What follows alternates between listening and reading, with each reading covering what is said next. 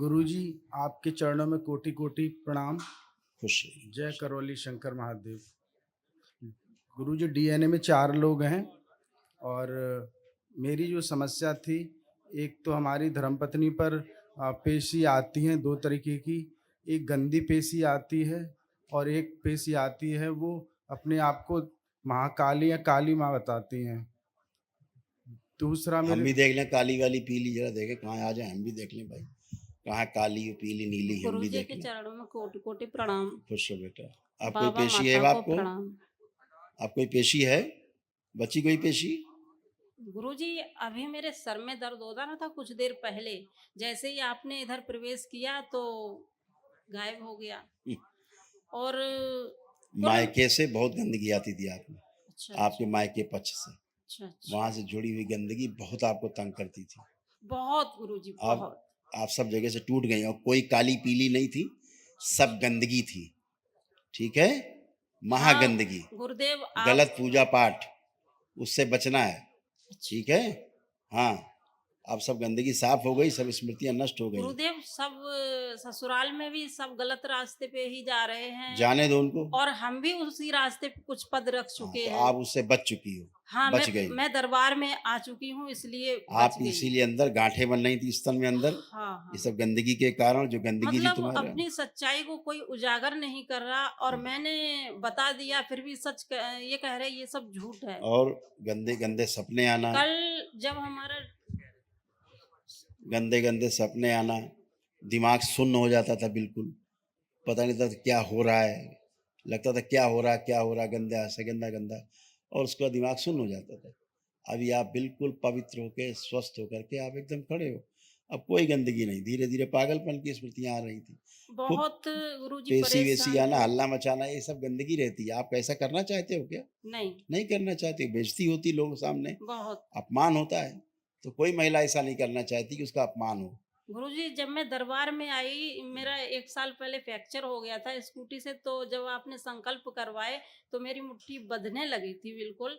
और कल इन्हीं समस्याओं के कारण हमारे पति देव से झगड़ा हुआ वो चली गई और झगड़ा करके आखिरी बार। हाँ, लेकिन मुट्ठी नहीं बंध रही है। ठीक है, लेपन करिएगा, फिर से फ्रैक्चर जैसा कुछ हो लेपन गया। करिएगा। अच्छा, लेपन कर लीजिए, वो स्थूल है, सिर पे जरूर करना। अच्छा, गुरुजी, फिर से वो फ्रैक्चर जैसा ही हो अपनी रहा। बात करो भाई, हो गया, बाकी हो गया हाँ, बातचीत।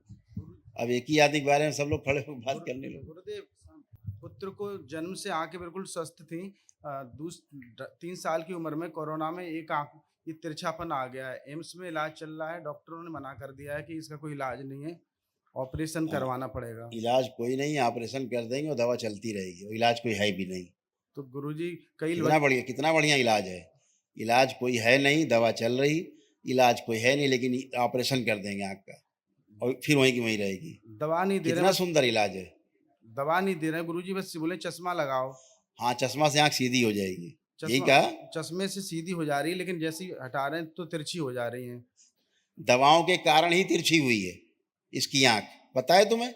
ये नहीं बताया डॉक्टर गलत ने। दवा के असर के कारण ही तिरछी हुई है, ये पैदाइशी तिरछा है। तिरछा पैदाइशी नहीं है, तो फिर कोरोना में बुखार वगैरह आए हाँ, तो थे। दवा से ही तिरछी हुई है आंखें, बोल तो रहा हूं मैं। गलत दवा के कारण इसकी आंखें तिरछी हो गई, अब वही डॉक्टर अंग्रेजी बता रहे हैं।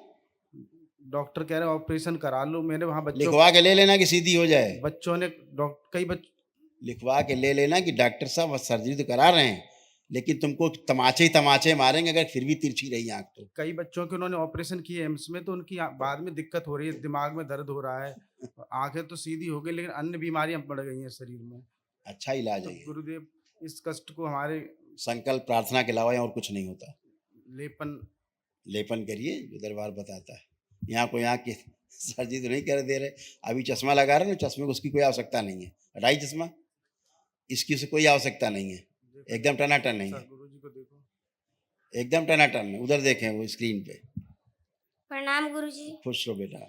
गुरुजी, मेरे को पीठ में बहुत दर्द रहता है कंधों की तरफ, और अभी उल्टे पैर की तलवे की तरफ चलते पे थोड़ा अब दर्द होता चलिए है। फिर, ये देखिए कोई कष्ट है? जो भी आपको कष्ट होते थे सब चेक कर लो, अब कहीं कोई कष्ट तो नहीं है, बैठ उठ के चेक करो। आप कोई कष्ट? अब ठीक है। खुश रहो, खुश रहो। लेपन करना है। इसकी आंखों की पुतली तुम्हारे बेटे की श्रिंक हो रही थी, समझ गए? ये बताया डॉक्टर साहब ने? ये नहीं बताया, बोले आंखें बिल्कुल ठीक है। तुम्हारे के तो बाप की आंखें ठीक है, बेवकूफ डॉक्टर कहीं साहब का। इसका पूरा ब्रेन भी डेवलप नहीं हुआ, इसका ब्रेन भी डिफेक्टेड है। लेपन करिएगा लंबे समय तक, अच्छा? ठीक है गुरु। हाँ, गुरुजी और आंखें अपने आप ही सीधी हो जाती हैं। ठीक।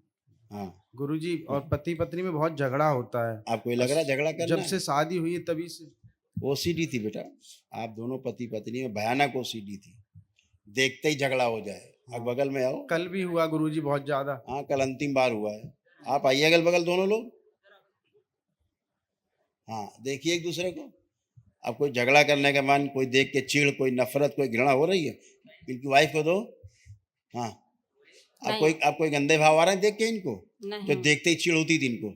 नहीं गुरु। अब कुछ हो रहा है? अरे कल बहुत मारा, सब हाथ तोड़ दिया मेरा। तोड़ दिया इन्होंने? ये बिल्कुल मुड़ ही नहीं रहा है। हम्म। कान गुरुजी, मेरे कान की पर्दा पे भी कुछ दिक्कत आ रही है क्या? थप्पड़ मारा है काफी गलत तेजी से। पूजा पाठ से बचना है, ठीक है? ऐसा लग रहा है जो भारी पूजा, पड़ है। सुन लो, अब तो कुछ नहीं है।